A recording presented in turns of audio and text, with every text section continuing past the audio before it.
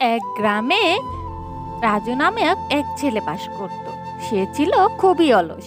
সে সারাদিন কোনো কাজ করত না। এই নিয়ে তার মা বাবা খুব চিন্তায় ছিল। একদিন দুপুরবেলা, কি গো রাজুর মা, কোথায় গেলে? তাড়াতাড়ি বাইরে এসো। ও তুমি আজ তাড়াতাড়ি জঙ্গল থেকে খড়ি কেটে বাড়ি চলে এসেছো যে? তা আমাকে ডাকছিল কেন? বলো কি বলবে। হ্যাঁ, খুব খিদে পেয়েছে, তাই আজ একটু তাড়াতাড়ি বাড়ি চলে আসলাম। তা বলি, তোমার রাজপুত্র ছেলের ঘুম থেকে উঠছে না এখনো করে পড়ে ঘুমাচ্ছে?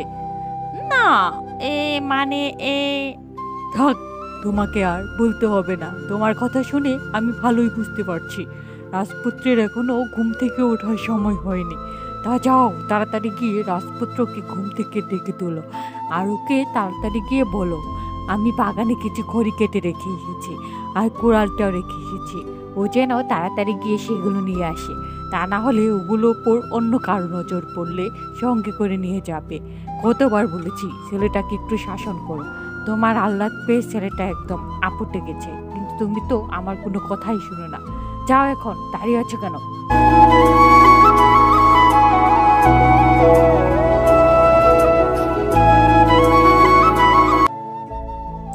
এই ছেলেটার জন্য সকাল সকাল ওর বাবার কাছে আমি কতগুলো কথা শুনলাম। আর এই মহারাজটাকে দেখো, এখনো পড়ে পড়ে ঘুমাচ্ছে। রাজু, এই রাজু, ওঠ, কত বেলা হয়ে গেল। ঘুম থেকে উঠ এখন, আর কত ঘুমাবি? কি হলো মা, সকাল সকাল এত ডাকাডাকি করছো কেন? তুমি তো ভালো করে জানো যে সকালে আমার দেরি করে ঘুম থেকে ওঠার অভ্যাস। তাহলে এত সকালে আজকে চেঁচাচ্ছ কেন? কি হয়েছে বল? হ্যাঁ, সেটা তো আমি ভালো করেই জানি। বলি, হারে, তোর লজ্জা শরম বলে কি কিছু আছে? দেখ গিয়ে, তোর বয়সী ছেলেরা বিয়ে শাদী করে কত সুন্দর সুখে শান্তিতে সংসার করছে, আর তুই এখনো পড়ে পড়ে ঘুমাচ্ছিস। তোর বাবা কিছু কাঠ কেটে রেখে এসেছে, আর কুড়ালটাও ফেলে এসেছে। গিয়ে সেগুলো নিয়ে আসতে বললো। দেরি করিস না, তাড়াতাড়ি যা, না হলে কেউ নিয়ে চলে যাবে। ইস মা, তুমি তো ভালো করে জানো এইসব কাজ আমার একদমই ভালো লাগে না। তার মধ্যে কাঠের পূজা তো কত ভারী হয়। এত ভারী পূজা আমি আনবো কিভাবে তুমি বলো? শোন রাজু, এসব কথা আমাকে বলে কোনো লাভ নেই। তোর বাবা কিন্তু ভীষণ রেগে রয়েছে, তাই কথা না বাড়িয়ে তাড়াতাড়ি যা, কাঠের বোঝাগুলো বাড়িতে নিয়ে। এরপর রাজু ভালো করে বুঝতে পারলো যে এখন আর বেশি কথা বাড়িয়ে কোনো লাভ নেই, তাই সে তৎক্ষণাৎ কাঠের বোঝা আনতে চলে গেল। ইস, এত বড় কাঠের পূজা, এত বড় বোঝা নিয়ে আমি বাড়ি যাবো কিভাবে? আমি তো বুঝতেই পারি না বাবা যে এত ভারী ভারী বোঝা নিয়ে কিভাবে বাড়ি যায়, কে জানে।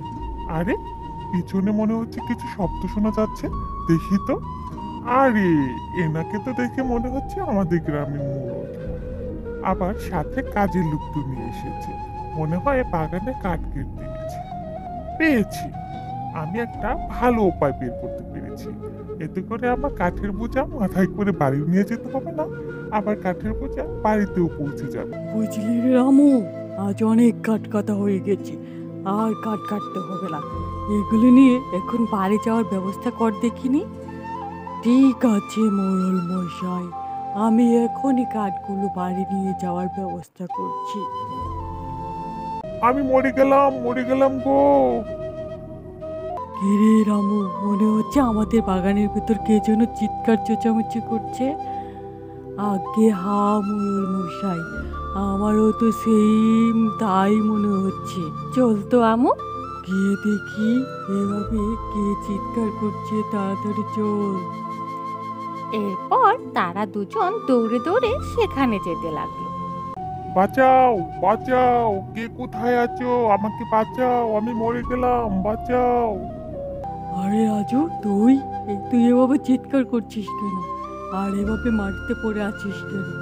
কি হয়েছে তোর? আসলে মোড়ল মশাই, বাবা বলেছে জঙ্গল থেকে কিছু কাঠ কেটে নিয়ে বাড়ি যেতে। সেই কাঠ কাটতে আমি জঙ্গলে এসেছিলাম, কিন্তু কাঠ কাটতে কাটতে হঠাৎ কুড়ালটা এসে আমার পায়ে লাগে, আমি খুব ব্যথা পাই, আর এখানেই পড়ে এসেছি। বছরে একদিন কাজ করলে তো এমন অবস্থা হবেই। সারাদিন তো কোনো কাজকর্ম করিস না, শুধু ঘুরে ঘুরে বেড়াস। তুই যে কতটা বদমাশ আর অলস সেটা আমরা গ্রামের লোক ভালো করেই জানি। এজন্য বলি একটু কাজকর্ম করা শিখ, বুঝলি? আমার মনে হয় তুই এই অবস্থাতে কাঠের বোঝা বাড়িতে করে নিয়ে যেতে পারবি না। আমার কাজের লোক রামু তোকে এই বোঝা বাড়িতে পৌঁছে দেবে। যা, তুই এখন বাড়িতে যা, আর কাজ করতে হবে না, বুঝলি? ঠিক আছে মোড়ল মশাই, আপনাকে অসংখ্য অসংখ্য ধন্যবাদ আমাকে সাহায্য করার জন্য। এরপর মোড়ল মশাইয়ের কাজের লোক রামু রাজুর কাঠের বোঝা বাড়িতে পৌঁছে দিতে গেল। এখানেই দাঁড়াও, আমরা বাড়িতে চলে এসেছি। কাঠের বোঝাটা এখানেই নামিয়ে দাও। আমি এখান থেকেই বাড়িতে নিয়ে যাব, না হলে বাবা দেখলে আবার রাগারাগি করবে। কিন্তু তুমি তো পায়ে খুব ব্যথা পেয়েছো। আমি না হয় কাঠের বোঝাতে তোমার বাড়িতে পৌঁছে দিয়ে আসি। তোমার বাবা যদি কিছু বলে তাহলে না হয় আমি তোমার বাবাকে বুঝিয়ে বলবো। কে বলেছে আমি পায়ে ব্যথা পেয়েছি? আমি তো এসব অভিনয় করে তোমাকে আর মোড়ল মশাইকে বোকা বানিয়েছি, যাতে করে এই ভারী বোঝা আমাকে বাড়িতে বয়ে না আনতে হয়। কি বললে তুমি? তুমি তো খুব বদমাশ একটা ছেলে। দাঁড়াও, এখনই তোমার নালিশ আমি মুরল বাবুর কাছে গিয়ে করছি। তারপর দেখো উনি তোমার কি অবস্থা করে।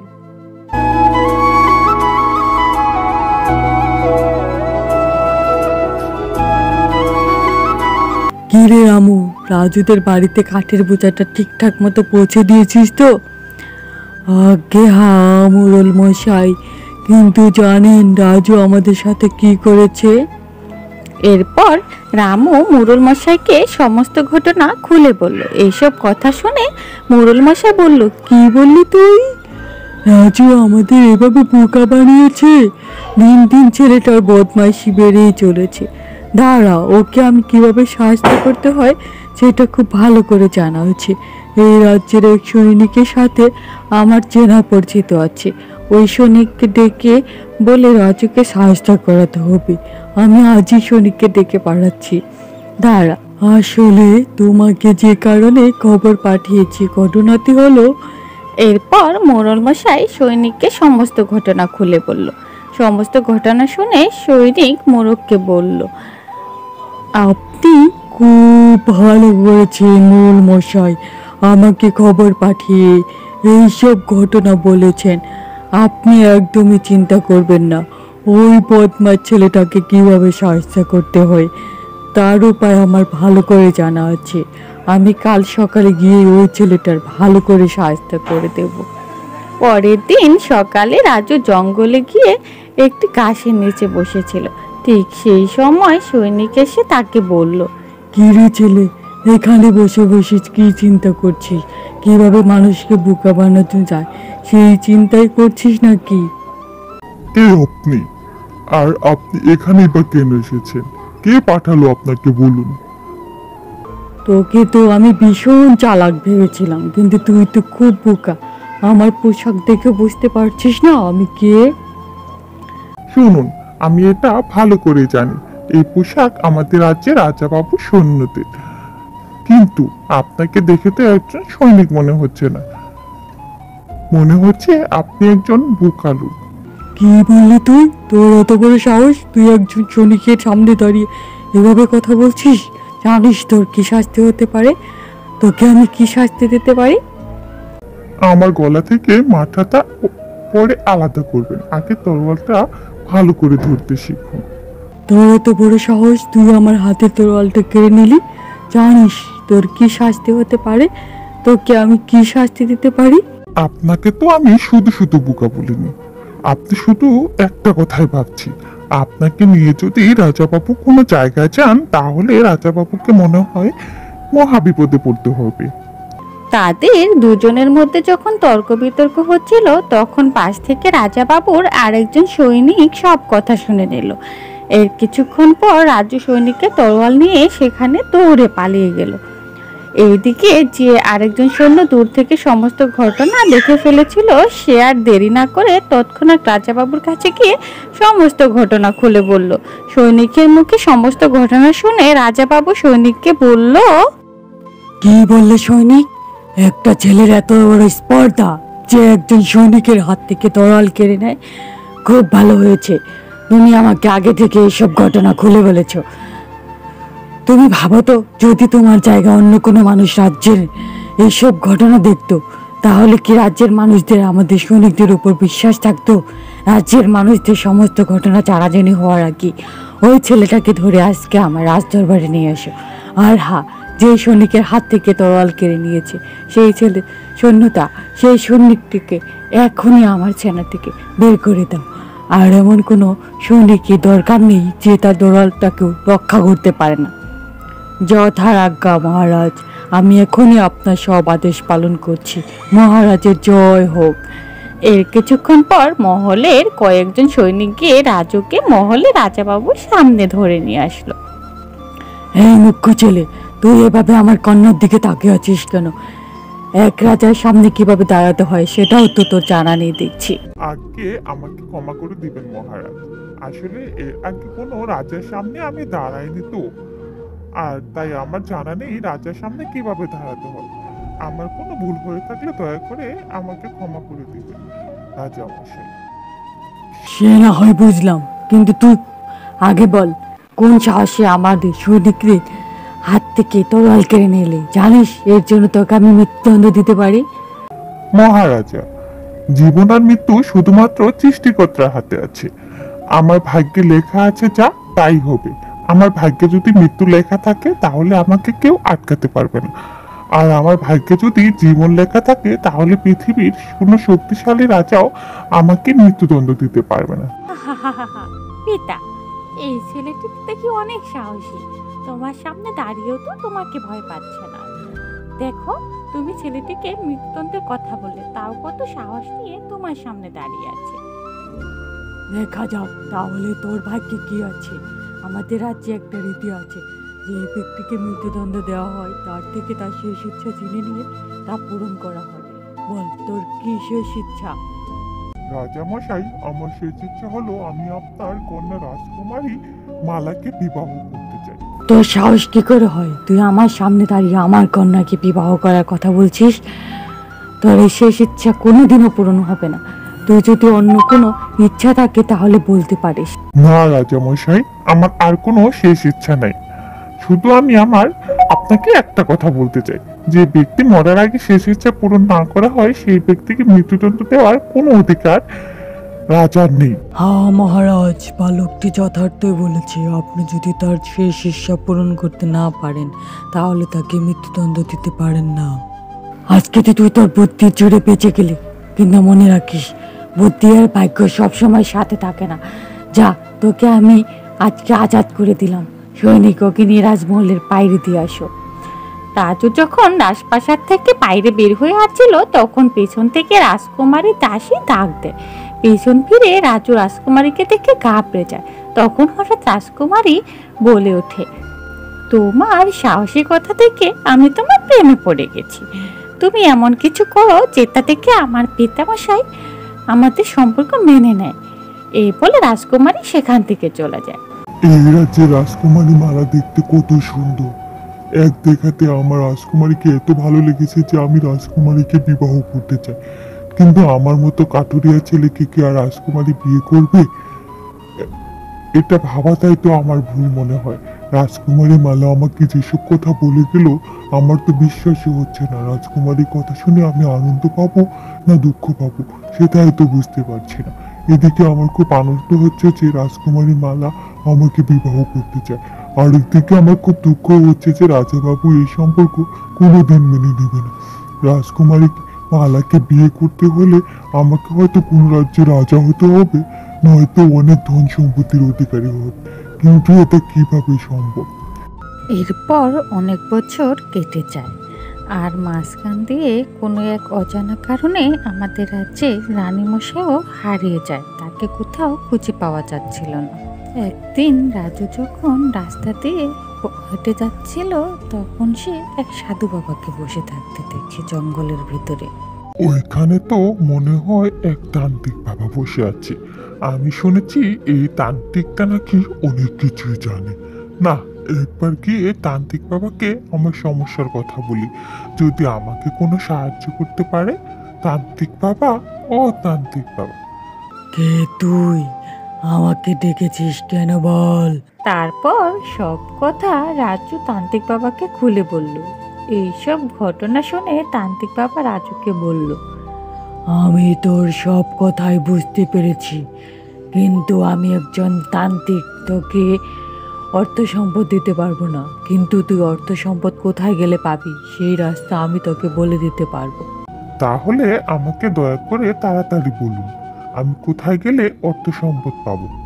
তবে শুন, আমার পিছনে যে গুহাটা দেখতে পাচ্ছিস, এই গুহার ভিতরে একটা হীরের বাটি আছে। এই হীরের বাটি এই গুহা থেকে যে ব্যক্তি বের করে আনতে পারবে, সেই ব্যক্তি হবে এই পৃথিবীর মধ্যে সবচেয়ে শক্তিশালী আর ধনবান। কিন্তু ওই হীরের বাটি ওখান থেকে বের করা এতটাও সহজ নয়। ওই হীরের বাটি ওখান থেকে বের করতে হলে সেই ব্যক্তিকে এক বিশাল আকার দানবের সাথে লড়াই করতে হবে এবং সেই দানবকে পরাজিত করতে হবে। যে ব্যক্তি মন থেকে সরল ও সাহসী হবে, সেই ব্যক্তি সৈনিক তো হবে না, কিন্তু সৈনিকের তরোয়াল তার কাছে থাকবে। রাজার কোনো বংশধর তাকে নিঃস্বার্থভাবে ভালোবাসবে। শুধুমাত্র সেই ব্যক্তি সেই বিশাল আকার দানবকে হত্যা করতে পারবে। তুই কি পারবি সেই দানবকে হত্যা করতে? পারবো কি না জানি না, কিন্তু আমি যদি রাজকুমারীকে বিবাহ করতে চাই তাহলে ওই পার্টি যেভাবে হোক গুহা থেকে আমাকে বের করতেই হবে।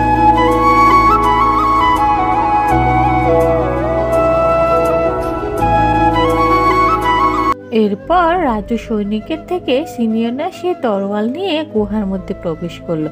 রাজু গুহার মধ্যে প্রবেশ করে সেই হীরের বাড়িটাকে দেখতে পায় আর চারদিকে আলো ঝলঝল করছে। ঠিক সেই সময় কোথা থেকে একটা চিল পাখি উড়ে এসে রাজুকে বলল, কে তুমি? নিজের জীবন যদি বাঁচাতে চাও তাহলে এক্ষুনি এখান থেকে চলে যাও, না হলে ওই দানব তোমাকে মেরে ফেলবে। চলে যাও বলছি। আমি এখান থেকে চলে যেতে আসিনি, আমি ওই দানবকে হত্যা করতে এসেছি।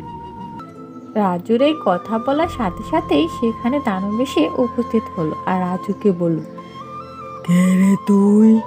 তোর তো সাহস কম নয়, তুই আমাকে হত্যা করবি? দাঁড়া, তোকে দেখাচ্ছি মজা। দৈত্যের এই কথা বলার সাথে সাথেই রাজু তাকে তরোয়াল দিয়ে এক আঘাত করলো আর দৈত্য সেখানে আগুনে জ্বলে ছারখার হয়ে গেল। দৈত্য মারা যাওয়ার সাথে সাথে সেই পাখিটি একটি সুন্দর নারীতে রূপান্তরিত হয়ে গেল। হ্যাঁ, এ কি? আপনি তো এই রাজ্যের মহারানী ইন্দুমতি। আমি তো শুনেছিলাম আপনি নাকি নিখোঁজ হয়ে গেছেন, কিন্তু আপনি এখানে এলেন কিভাবে? আসলে আমি কয়েক মাস আগে আমার কয়েকজন সৈন্যকে নিয়ে এই পথ ধরে যাচ্ছিলাম, কিন্তু হঠাৎ এই গুহার ভিতরে আমি কিছু আওয়াজ শুনতে পাই। আমি সাথে সাথে গুহার ভিতরে প্রবেশ করি। তখন দৈত্য আমাদের সৈনিককে মেরে ফেলে আমাকে পাখিকে রূপান্তর করে দেয়। কিন্তু আমি একটা কথা বুঝতে পারলাম না রানীমা, দৈত্য আপনাদের সকল সৈন্যকে মেরে ফেললো, তাহলে আপনাকে কেন পাখিতে রূপান্তর করলো? আপনাকে কেন মেরে ফেললো না? কারণ এই দৈত্যের যে কোনো রাজ্যের কোনো রাজার বংশধরকে মারার কোনো ক্ষমতা নেই, কিন্তু এই সত্যিটা অনেকেই জানে না, বুঝলে?